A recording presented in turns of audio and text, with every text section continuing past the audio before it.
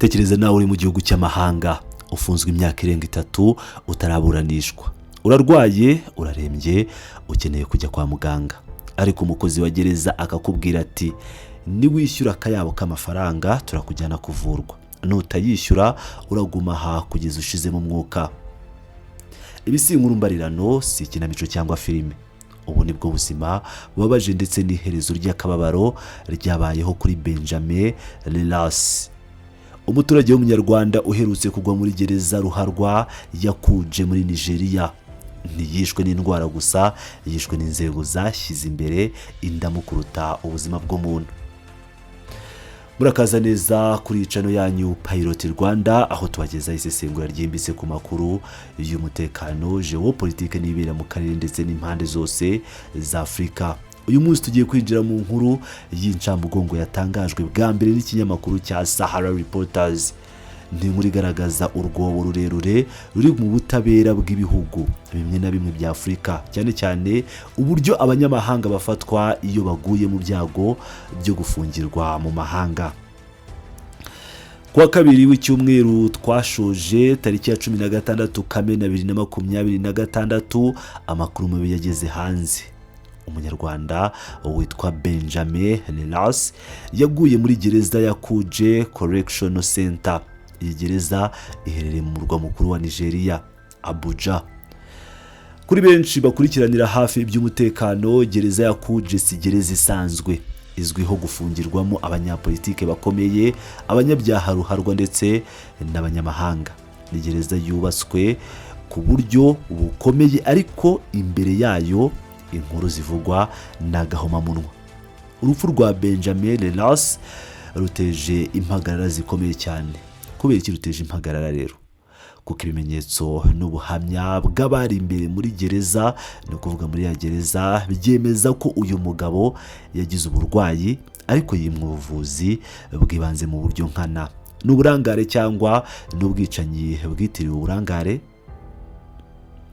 Reka dusubire inyuma gato twumva uko uyu munyarwanda yageze muri ibi bibazo. Kuva mu mwaka wa 2023 Benjamin Relasss yari afunzwe muri iriya gereza ya Kuje. Yari ategereje kuburanishwa mu rubanza rwerekeye iby'imari, ibyo bita financial related case. Urubanza rwe rwari imbere y'umucamanza witwa Justice Emeka Nuite wo mu rukiko rukuru rwa leta, Federal High Court i Abuja. Imyaka 3 yose kuva 2023 kugeza 2026 umuntu afunzwe ataraburanishwa ngo akatirwe cyangwa agirwe umwere.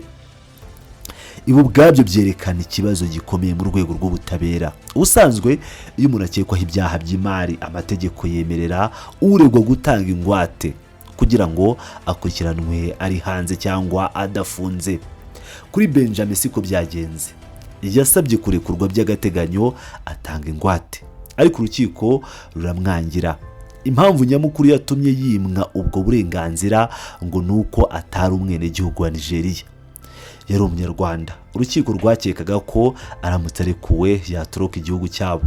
Ibi byemezo bikunze gufatirwa abanyamahanga, akenshi bikaba bisa n'igihano cy'urupfu gitanzwe mbere yuko urubanza rucibwa, cyane cyane iyo wisanze mu magereza atagira ubuvuzi nka Kuje.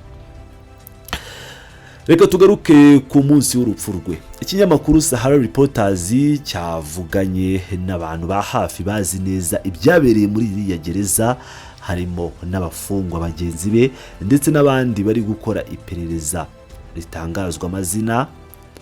Ubuhamya batanze buteye ubwoba. Muri gereza ya Kuje, amakuru yizewe yemeza ko ivuriro rya gereza nta bikoresho bihagije rifite, nta baganga b'inzobere bahari, no kuvuga aba specialiste. Bivuze ko iyo umufungwa arwaye indwara ikomeye, inzira yonyine yo gukira ari ukumwohereza mu bitaro byo hanze ya gereza. Ariko se ibi bikorwa bite? Aha niho isoko y'urupfu rwa Benjamin iri.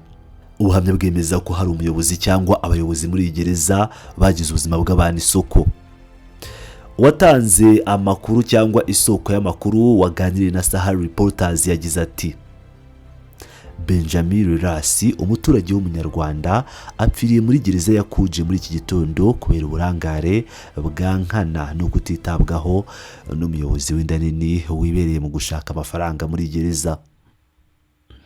Uyu mukozi ushinjwa ndetse n'abandi bafatanya ngo basaba imfungwa zirwaye akayabo k'amafaranga, no kuvuga ruswa, mbere yuko hasinywa urupapuro rwo kubohereza kuvurirwa mu bitaro byo hanze.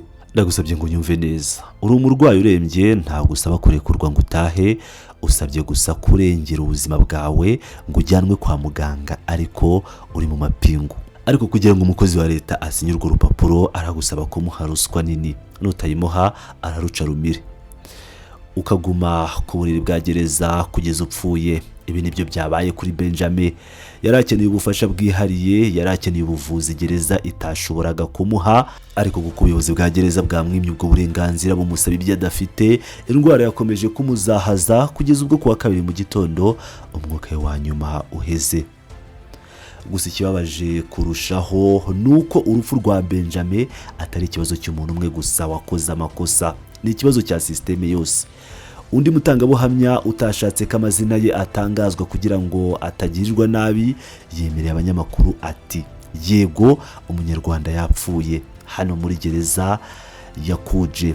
Basaba amafaranga mbere yuko umurwayi uwo ari we wese ajyanwa kwa muganga.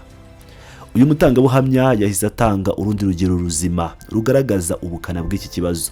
Yavuze ko hari undi mufungwa muri icyo kigo urembye cyane muri iki gihe tuvugana. Uwo mufungwa aryamye mu ivuriro rya gereza ridafite imiti. Ubuyobozi bwa gereza buri kumusaba ruswa y'amafaranga mbere yuko bandikira umucamanza mukuru bamusaba uruhushya rwo kujyana uwo murwayi hanze ya gereza, no kuvuga muri iri vuriro ryo hanze. Kubera ko umufungwa nta mafaranga afite, aracyaryamye muri icyo cyumba abara iminsi y'ubuzima bwisigaye. Kandi ikibabaje kurutaho, uwo mufungwa hasigaye amezi 5 gusa ngo arangize igihano cyarekurwe. Tekereza umuntu agiye gupfa habura amezi 5 ngo atahuke ajye mu mudendezo, azize gusa ko yananiwe kugura ubuzima bwe mu maboko y'abarenzi b'amagereza barya ruswa. Nyuma y'ikinkuru imenyekanye, hatangiye kuvugwa iby'urupfu rw'umunyarwanda. Urwego rushinzwe igorora muri Nigeria byabaye ngombwa ko rwigaragaza. Ubusanzwe ibintu nk'ibi bibaye mu magereza inzego zikunda kubihisha, ariko kubera amakuru yatanzwe n'itangazamakuru bakaba barashyizweho igitutu. Bikimenyekana, uru rwego rwatangaje ko rwamaze gutangiza iperereza. Itsinda ryoherejwe n'ubuyobozi bukuru ryahise ryurira imodoka ryerekeza muri gereza ya Kure nako Kuje. Intego yabo ngo ni ugusuzuma ibyabaye, kureba uko ivuriro rimeze, no kumva niba koko hari abakozi ba gereza batse ruswa umurwayi kugira ngo avurwe. Hari ibirego biremereye bishinja umuganga mukuru wari ushinzwe ubuvuzi muri iyo gereza hamwe n'abandi bakozi bo mu rwego rwo hejuru. Aba nibo bashinjwa kuba baragize uruhare rutaziguye mu kudatanga ubufasha bukenewe mu rwego rwo kwaka ruswa. Ariko si iperereza rizagera ku musaruro. Mu bihugu byinshi akenshi amaperereza nk'aya abagamije kuzimya umuriro no kugabanya uburakari bw'abaturage cyangwa ubw'amahanga, ariko ntihagire uhanwa. Abanyamakuru ba Sahara Reporters bagerageje kuvugisha umuvugizi w'urwego rw'igorora muri Nigeria, Chief Superintendent of Correction CSC Jenny Osuji.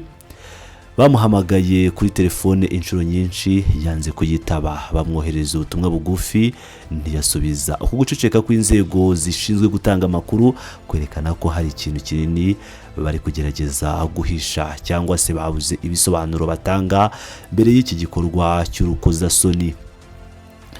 Urupfu rwa Benjamin Relasss si urupfu rw'umuntu umwe gusa, ni urupfu rugaragaza isura nyayo y'uburenganzira bwa muntu mu magereza amwe n'amwe yo muri Afurika. Bigaragaza ukuntu kuba umunyamahanga ufunzwe bishobora guhinduka igihano cy'urupfu mu buryo butaziguye iyo uhuye na systeme yamunzwe na ruswa kugeza mu magufa.